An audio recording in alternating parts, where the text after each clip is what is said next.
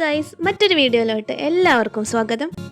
ഇപ്പം നമ്മളുള്ളത് ഉത്തർപ്രദേശിലെ പ്രയാഗ്രാജ് എന്ന് പറഞ്ഞ സ്ഥലത്താണ്. അലഹബാദിന്റെ പുതിയ പേരാണ് പ്രയാഗ്രാജ് എന്നുള്ളത്. തലേ ദിവസം നമ്മൾ നിന്നത് ഈ ഒരു പ്രയാഗ് ഹോട്ടലിലാണ് കേട്ടോ. ഇപ്പം സമയം രാവിലെ 5:30 ആയിട്ടേ ഉള്ളൂ. ഇതാണ് നമ്മുടെ ബസ്. പ്രയാഗ്രാജ് നിന്ന് അയോധ്യ പോകാനോ അവിടെ നിന്ന് വാരണാസി പോകാനോ ഒക്കെ നമ്മൾ ഈ ബസ്സിലാണ് പോവുക. വിവേകാനന്ദ എന്ന് പറഞ്ഞിട്ടുള്ള ഒരു ട്രാവൽ ഏജൻസി വഴിയാണ് നമ്മൾ വന്നേക്കണേ. മൊത്തത്തിൽ 38 പേരുണ്ട് ഈ ട്രിപ്പിൽ. അപ്പോൾ ഇത് ഞാനും അമ്മയും പുറത്തിറങ്ങി നിൽക്കുകയാണ് കേട്ടോ. ഇവർ നമുക്ക് ഒരു ടാഗും ഒരു തൊപ്പിയും തരും. ടാഗ് എന്തിനാന്ന് വെച്ചാൽ അതിനകത്ത് നമ്മുടെ ഗൈഡിൻ്റെ നമ്പർ ഉണ്ട്. അപ്പോൾ എങ്ങാനും വഴി തെറ്റി പോവുകയാണെങ്കിൽ വിളിക്കാൻ വേണ്ടിയിട്ടാണ്. തൊപ്പി പിന്നെ ദൂരന്നേ നമ്മുടെ ആൾക്കാരെ മനസ്സിലാക്കാൻ വേണ്ടിയിട്ടാണ് കേട്ടോ. എനിക്കിത് ആദ്യം കണ്ട് ഭയങ്കര ക്രിഞ്ചായിട്ട് തോന്നി. പിന്നെ എല്ലാവരും വെക്കണ കണ്ടപ്പോൾ ഞാനും കൂട്ടത്തിൽ വെച്ചു. അങ്ങനെ നമ്മൾ ബസ്സിൽ കയറിയിരുന്നു കേട്ടോ. അങ്ങനെ നമ്മുടെ യാത്ര തുടങ്ങുകയാണ്. ആദ്യം നമ്മൾ പോയത് ത്രിവേണി സംഗമത്തിലായിരുന്നു കേട്ടോ. ഗംഗ, യമുന, സരസ്വതി ഈ 3 നദികൾ ചേർന്നൊഴുകുന്ന ഒരു പോയിന്റ്, ഒരു സെന്ററാണ് ഈ സ്ഥലം. സൂര്യൻ ഉദിച്ചു വന്നിട്ടേ ഉള്ളൂ. ഇവിടെ നമ്മൾ ചെയ്യാൻ പോകുന്നത് ബോട്ട് റൈഡാണ് കേട്ടോ. അങ്ങനെ നമ്മൾ തോണിയിൽ കയറി. സൺറൈസ് ആയതുകൊണ്ട് നല്ലൊരു വൈബായിരുന്നു അതിനകത്ത് ഇരിക്കാൻ. ഈ ഒരു സ്ഥലത്തിൻ്റെ പ്രത്യേകത എന്താണെന്ന് വെച്ചാൽ ഒരുപാട് ടൂറിസ്റ്റുകളും അല്ലാത്ത ഈ നാട്ടുകാരായാലും ഈ ഒരു പുഴയിൽ വന്നിട്ട് മുങ്ങി കുളിക്കുന്ന ഒരു ഹോളി ബാത്തായിട്ടാണ് കണക്കാക്കണേ. ഇത് മുങ്ങേണ്ടത് പുഴയുടെ നടുക്കാണ് കേട്ടോ. അപ്പം അങ്ങോട്ടാണ് നമ്മൾ പോയിക്കൊണ്ടിരിക്കണേ. പണ്ട് മുതലേ കുളി എനിക്ക് താല്പര്യമില്ലാത്തൊരു വിഭാഗമായതുകൊണ്ട് ഞാൻ മുങ്ങി കുളിക്കാനൊന്നും പോയില്ല. ഞങ്ങളുടെ കൂടെ വന്ന കുറച്ച് പേരൊക്കെ ഇവിടെ നിന്ന് കുളിച്ചു കേട്ടോ. ഞാൻ പുഴയൊക്കെ കണ്ട് ആസ്വദിച്ചിങ്ങനെ ഇരുന്നു.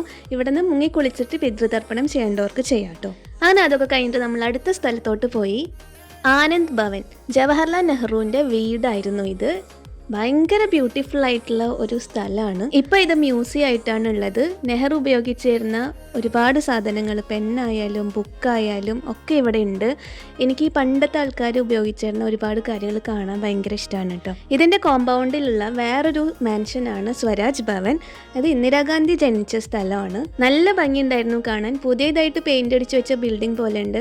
ഒരുപാട് പഴക്കമുള്ളതാന്ന് കണ്ടാൽ പറയില്ല. ഈ ഒരു മ്യൂസിയത്തിൽ ഇന്ദിരാഗാന്ധിയുടെ ഫോട്ടോസും സാധനങ്ങളൊക്കെയാണ് ഉള്ളത്. ഇവിടെ നിന്ന് നമ്മൾ ഇറങ്ങിയിട്ട് വേറെ കുറച്ച് അമ്പലങ്ങളിലൊക്കെ പോയിട്ടോ. അതൊന്നും ഞാൻ ആഡ് ചെയ്യുന്നില്ല, വീഡിയോ ഭയങ്കര ലെങ്തി ആവും. അങ്ങനെ നമ്മൾ പ്രയാഗ്രാജിൽ നിന്ന് അടുത്ത സിറ്റിയിലോട്ട് പോവാണ്, അയോധ്യ. പണ്ട് മുതലേ കേട്ട് പരിചയമുള്ളൊരു പേരാണ് അയോധ്യ. ഇത് ശരിക്കും ഉത്തർപ്രദേശിലെ ഒരു സിറ്റി മാത്രമല്ല, ഇവിടുത്തെ ഒരു ജില്ലയുടെ പേരും കൂടിയാണ് അയോധ്യ എന്നുള്ളത്. പ്രയാഗ്രാജിൽ നിന്ന് ഏകദേശം 160 കിലോമീറ്ററോളം ദൂരെയാണ് ഈ സ്ഥലം വരുന്നത്. അങ്ങനെ നമ്മൾ ബസ്സിൽ നിന്ന് ഇറങ്ങിയിട്ട് ഓട്ടോയിലാണ് കേട്ടോ ഇവിടെ യാത്ര ചെയ്യാൻ പോണേ. ഇവിടെ നമ്മുടെ നാട്ടിലെ ഓട്ടോ പോലെയല്ല, കുറേ ടൈപ്പ് ഓട്ടോകളുണ്ട്. നമുക്കിതാ വേണമെങ്കിൽ ഫ്രണ്ട് സീറ്റിൽ ഇരുന്ന് പോകാൻ പറ്റുന്ന ഓട്ടോ ഉണ്ട്, പിന്നെ ബൈക്കിന്റെ മുൻവശം പോലത്തെ ഓട്ടോ ഉണ്ട്. അങ്ങനെ നമ്മൾ ഒരു ഓട്ടോ കയറി. എങ്ങോട്ടാ പോണേന്ന് വെച്ചാൽ സരയൂ നദി കാണാനാണ് കേട്ടോ. അത്യാവശ്യം നല്ല തിരക്കുണ്ടായിരുന്നു. ഇവിടെയാണ് ഗോപൂജയൊക്കെ നടക്കുന്ന സ്ഥലം. ഇവിടെ നിന്ന് നമുക്ക് വേറൊരു ഗൈഡിനെ കിട്ടി. ആ പുള്ളി ഇവിടുത്തെ കാര്യങ്ങളൊക്കെ പറഞ്ഞു തരികയാണ് നമുക്ക്. നമ്മുടെ മെയിൻ ഗൈഡിനെ പറ്റി പറഞ്ഞില്ലല്ലോ. ഇതാണ് ജിതേഷ് ചേട്ടൻ. കോഴിക്കോടാണ് വീട്. മൊത്തത്തിൽ ട്രിപ്പ് നോക്കുന്നതും ഓരോ സ്ഥലങ്ങളെ പറ്റിയൊക്കെ പറഞ്ഞിരുന്നത് ഈ ചേട്ടനാണ്. അപ്പോഴാണ് ഒരു കുട്ടി വന്നത് ഒരു പാമ്പിനെയും കൊണ്ട്. അതെന്താ സംഭവം എന്നറിയാൻ വേണ്ടി നോക്കിയപ്പോഴാണ് ഞങ്ങളുടെ കൂട്ടത്തിലുള്ള ബീനൻഡി പാമ്പിനെ എടുത്ത് കഴുത്തുകൂടെ ഒരു പേടിയും ഇല്ലാണ്ട് ഇട്ടേക്കണു. ആദ്യം ഞാൻ വിചാരിച്ചു റബ്ബർ പാമ്പാണ്, പിന്നെ മനസ്സിലായി ഒറിജിനൽ തന്നെയാണ്. അതുകൊണ്ട് അധിക സമയം ഞാൻ അവിടെ നിന്നില്ല, വേറെ വഴിക്ക് പോന്നു. ഇവിടെ നിന്ന് നമ്മൾ നേരെ പോയത് രാമക്ഷേത്രത്തിലേക്കാണ്. അവിടെ പക്ഷേ വീഡിയോ എടുക്കാൻ പറ്റിയില്ല, ഫോൺ എല്ലോടെ അല്ലായിരുന്നു. അതിനുശേഷം നമ്മൾ പോയത് കനക് ഭവനിലേക്കാണ്, അതായത് കൈകേയിയുടെ കൊട്ടാരം. ഇതൊരു രാജസ്ഥാനി ടച്ച് വരുന്ന പോലെ എനിക്ക് തോന്നിയിട്ടോ. ഇതിന്റെ ആർക്കിടെക്ചർ എനിക്ക് ഭയങ്കര ഇഷ്ടമായി. പണ്ടത്തെ ആൾക്കാരുടെ ഡിക്ഷണറിയിൽ സിമ്പിൾ എന്ന് പറഞ്ഞൊരു വാക്കേ ഇല്ല എന്നാണ് തോന്നുന്നത്. ഓരോ ചുമരും ഓരോ എഡ്ജും ഭയങ്കര കൊത്തുപണി ചെയ്തിട്ട് ആർട്ടിസ്റ്റിക് ആയിട്ട് ഉണ്ടാക്കി വെച്ചേക്കാണ്. അതുകൊണ്ട് തന്നെ നല്ല ഭംഗി ഉണ്ടായിരുന്നു കാണാനായിട്ട്. അവിടെ നിന്ന് ഇറങ്ങിയിട്ട് നമ്മൾ നേരെ ലസ്സി കുടിക്കാൻ പോയിട്ടോ. നല്ല വെയിലായിരുന്നു, പക്ഷെ എനിക്ക് ആ ടേസ്റ്റ് അങ്ങോട്ട് ഇഷ്ടമായില്ല. അങ്ങനെ നമ്മൾ കുറച്ച് കടയിലൊക്കെ കയറിയിട്ട് തിരിച്ചു പോന്നു. ഇന്ത്യയിലെ ഏറ്റവും പഴക്കമേറിയ സിറ്റിയാണ് വാരണാസി. കാശി, ബനാറസ് എന്നൊക്കെ ഈ സ്ഥലത്തിന് വേറെ പേരുകളുണ്ട് കേട്ടോ. മുന്നേ പോയ സ്ഥലങ്ങൾ പോലെയല്ല, ഭയങ്കര തിരക്ക് പിടിച്ച സിറ്റിയാണ്. ഞങ്ങൾ ഇവിടെ ഒരു ഉച്ചയോടെ അടുപ്പിച്ചാണ് എത്തിയത്. ഹലോ ഗൈസ്, അപ്പൊ നമ്മളുള്ളത് കാശിയിലെ ഒരു ഹോട്ടലിലാണ്. ഇപ്പൊ നമ്മൾ പോണത് ഗംഗ ആരതി കാണാനായിട്ടാണ്. അപ്പൊ എന്തായാലും പോണ വിശേഷങ്ങൾ കാണാം. അപ്പോൾ ഗംഗ ആരതി കാണാനായിട്ട് നമ്മളൊരു ടെറസിൻ്റെ മുകളിൽ വന്നിരിക്കുകയാണ് കേട്ടോ. എനിക്ക് ഈ ട്രിപ്പിൽ എന്തായാലും വന്ന് കാണണം എന്ന് മുന്നേ തന്നെ പ്ലാൻ ഇട്ടിരുന്ന ഒരേ ഒരു കാര്യം ഉണ്ടായിരുന്നുള്ളൂ, അതാണ് ഗംഗ ആരതി. ശരിക്കും എൻ്റെ ബക്കറ്റ് ലിസ്റ്റിലുള്ളൊരു സംഭവമായിരുന്നു വാരണാസി വന്ന് ഇത് കാണുക എന്നുള്ളത്. അപ്പോൾ അത് കണ്ട ഭയങ്കര വേറൊരു ഫീൽ തന്നെയായിരുന്നു കേട്ടോ. വീഡിയോയിൽ ഇതിൻ്റെ ഭംഗി നേരെ അങ്ങോട്ട് കിട്ടിയിട്ടില്ല, പക്ഷെ ശരിക്കും കാണുമ്പോൾ നമ്മൾ വേറെ ഏതോ സ്ഥലത്ത് എത്തിപ്പെട്ട പോലെയാണ് തോന്നുക. എല്ലാവരും ഒരു പ്രാവശ്യമെങ്കിലും പോയി കാണേണ്ടതാണ് കേട്ടോ ഗംഗാരതി. നമ്മുടെ മനസ്സ് ഭയങ്കര പീസ്ഫുൾ ആയിട്ട് തോന്നും നമുക്ക്. ഇത് ചെയ്യുന്ന ആൾക്കാരെ കാണുമ്പോൾ തന്നെ ഒരു പോസിറ്റീവ് വൈബാണ് കേട്ടോ. പിന്നെ കൂടാതെ BGM ആയിട്ടൊരു പാട്ടും കൂടി ഇടും, ഒരു രക്ഷയില്ല.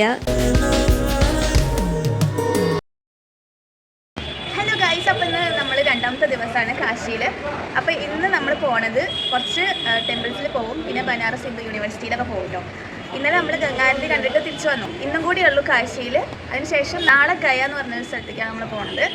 അപ്പോൾ ഇന്നത്തെ വിശേഷങ്ങൾ കാണാം. വാരണാസിയിൽ നമുക്ക് ബസ്സിലൊന്നും യാത്ര ചെയ്യാൻ പറ്റില്ല കേട്ടോ. ഒരുപാട് തിരക്ക് പിടിച്ച കുഞ്ഞു കുഞ്ഞു ഇടവഴികളാണുള്ളത്.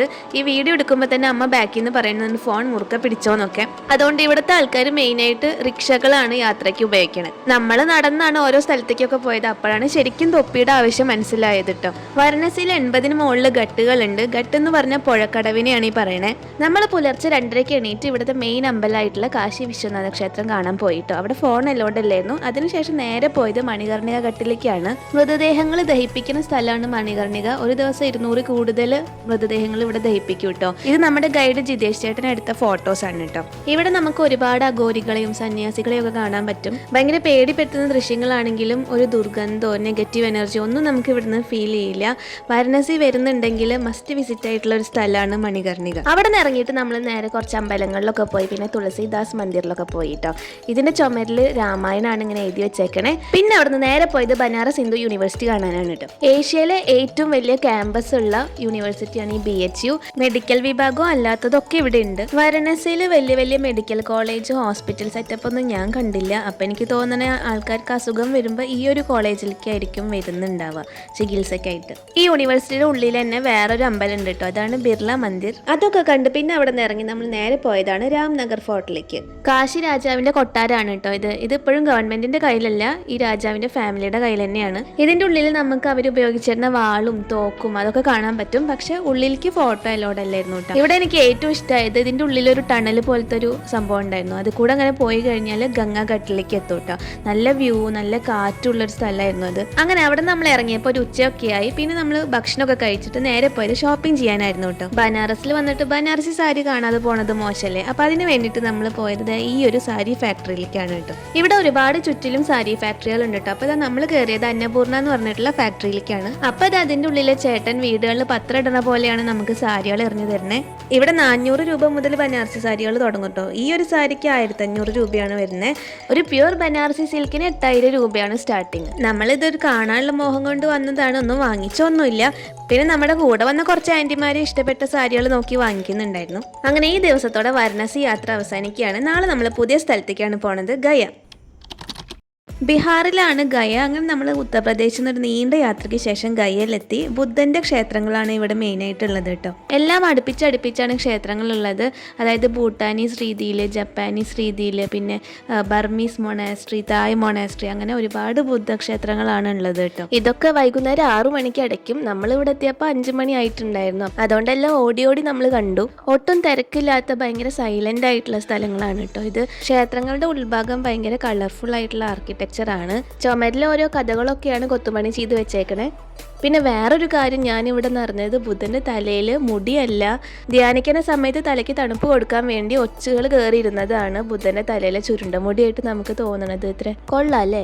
ഇതൊക്കെ കഴിഞ്ഞിട്ട് നമ്മൾ ഇവിടുത്തെ മെയിൻ ക്ഷേത്രമായിട്ടുള്ള മഹാബോധി ടെമ്പിളിൽ പോയി. അവിടെയാണ് ബുദ്ധയ്ക്ക് ബോധോദയം കിട്ടിയ ബോധിമാരുള്ളത്. അതൊരു ആൽമരാണ് കേട്ടോ. പക്ഷെ അവിടെ ക്യാമറ അലോടെ ഇല്ലായിരുന്നു. അവിടെ ഒരുപാട് പേര് മെഡിറ്റേഷൻ ചെയ്യണുണ്ടായിരുന്നു കേട്ടോ. നമ്മൾ ഒരു 5 മിനിറ്റ് നേരം ഇരുന്നു. അവിടെ നിന്ന് ഇറങ്ങിയിട്ട് കുറച്ച് കടകളിലൊക്കെ പോയി. ഇവിടെ മെയിനായിട്ട് ഫ്രൈ ചെയ്ത ചോളം കിട്ടും കേട്ടോ. ഇപ്പം സമയം വൈകുന്നേരം ഒരു 6 മണിയൊക്കെ ആയിട്ടുണ്ടാവും. അപ്പോഴാണ് നമ്മൾ കുറച്ച് കുട്ടികൾ വേസ്റ്റൊക്കെ കൂട്ടിയിട്ടേക്കുന്ന ഇടയിൽ പോയി നിൽക്കുന്നത് കണ്ട്. അപ്പം എന്താ സംഭവം നോക്കാൻ വേണ്ടി പോയപ്പോഴാണ് അവർ മീൻ പിടിക്കുകയെന്ന് മനസ്സിലായത്. ഇന്ത്യയിലെ ഏറ്റവും ദാരിദ്ര്യ സംസ്ഥാനം ബീഹാറാണ് കേട്ടോ. ടൂറിസ്റ്റുകൾ ചെല്ലുന്ന ചെറിയ ചെറിയ സ്പോട്ടുകളല്ലാതെ ഇവിടുത്തെ സിറ്റി ഒട്ടും ഡെവലപ്ഡ് അല്ല. ശരിക്കും പറഞ്ഞാൽ നമ്മുടെ കേരളത്തിലൊക്കെ ഒരു 5 കൊല്ലം മുന്നത്തെ ചിത്രവും ഇപ്പോഴത്തെ സ്ഥലം എടുത്ത് നോക്കിക്കഴിഞ്ഞാൽ നല്ല മാറ്റങ്ങൾ കാണാം. പക്ഷെ ഇവിടെ ശരിക്കും കുറേ കൊല്ലം മുന്നത്തെ പിക്ചർ എടുത്താലും ഇപ്പം കാണുന്ന പോലെയൊക്കെ തന്നെ ആയിരിക്കും ഏകദേശം കാണുന്നുണ്ടാവുക. അത്രയും വികസനമില്ലാത്ത ഒരുപാട് പാവപ്പെട്ടവരുള്ളൊരു സ്ഥലമാണിത്.